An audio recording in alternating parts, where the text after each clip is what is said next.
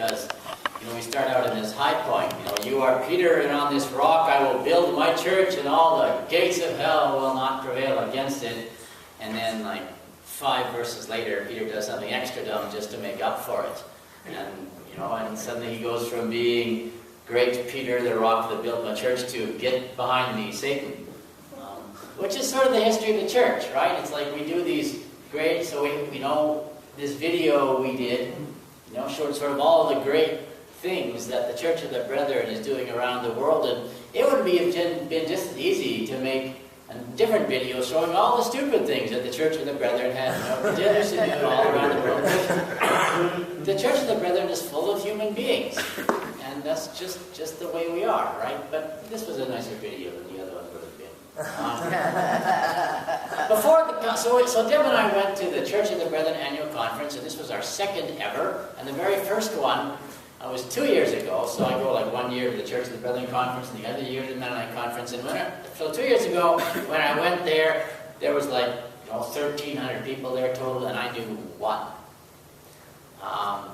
and which was really lonely. Well, I knew Deb, so 2, I guess. And this year I knew like a few more.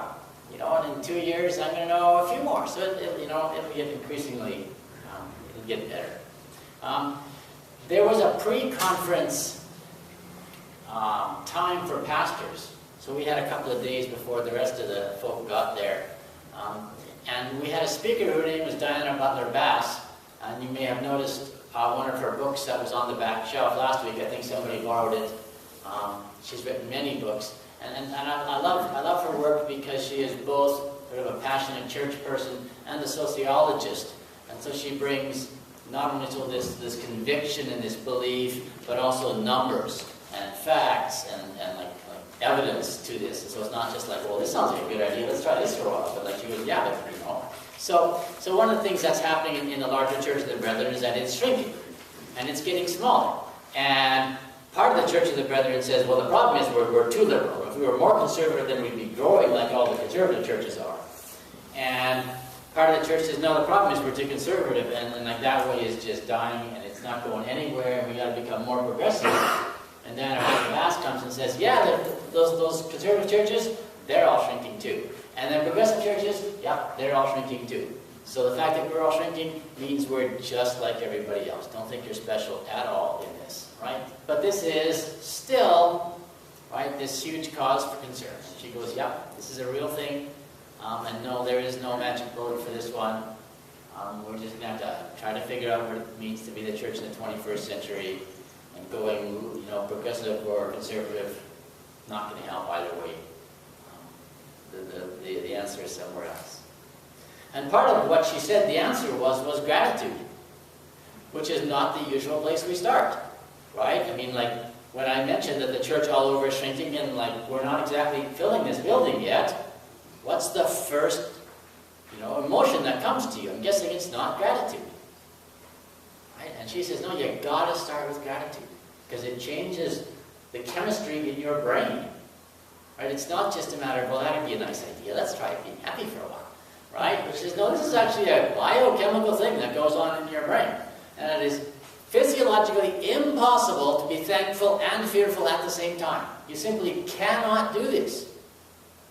Right? You can certainly go from one to the other quickly, but as long as you're focusing on gratitude, the fear just goes away for those, so you start there. So anyway, it was great to hear her. The theme of the larger conference was living parables, so we did lots of study of parables, some of which was better than others. I don't know. The delegates for the last few years have been, instead of just like sitting in rows like this and having people speak to them and then going up to microphones, they've been sitting around tables.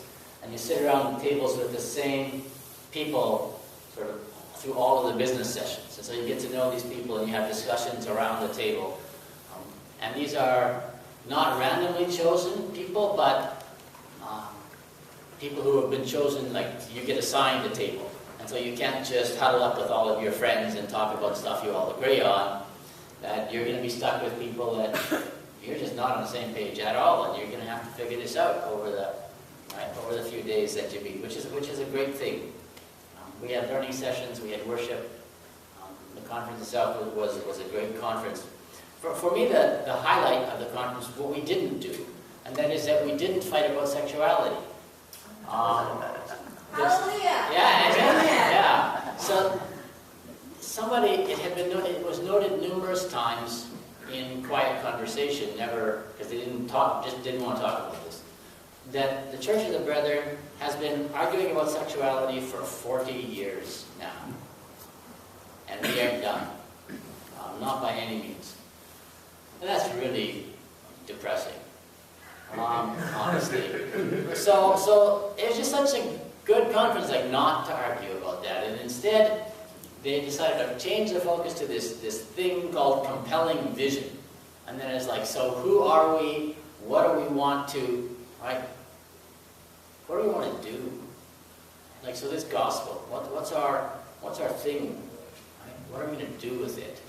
And so this year we spent some time sort of getting a start on this compelling vision thing. And next year the entire conference is going to be on developing a compelling vision. I'm generally a bit ambivalent about compelling visions. You know, this whole vision thing, how far does it get you really? But as you know, if you have a choice between compelling vision and arguing about sexuality, then it's a very easy sort of decision. Right? Because we can do something positive that brings us together, or we can keep fighting. And you know, maybe in 2 years we'll get back to fighting. You know, only God knows that. But it was really great not to be doing that.